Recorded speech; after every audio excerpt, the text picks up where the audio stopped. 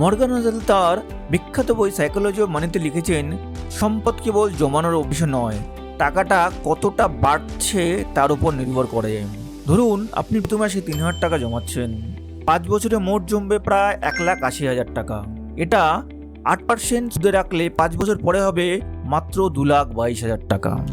আজকের বাজারে 2 লাখ টাকা দিয়ে কি আপনার জীবন পুরোপুরি বদলে যাবে? আপনি কি ফিনান্সিয়াল ফ্রি হতে পারবেন? কখনোই নয়। কারণ ন্যাশনাল অ্যাকাউন্ট স্ট্যাটিস্টিক্স 2024-এর তথ্য বলছে, ভারতে হাউস হোল্ড সেভিংস রেট মাত্র 18.1% অফ জিডিপি, যা গত 7 বছরের মধ্যে সর্বনিম্ন। অর্থাৎ আমরা আয় করছি কিন্তু সত্যিকারের সম্পদ তৈরি করছি না। তাহলে রহস্যটা কোথায়?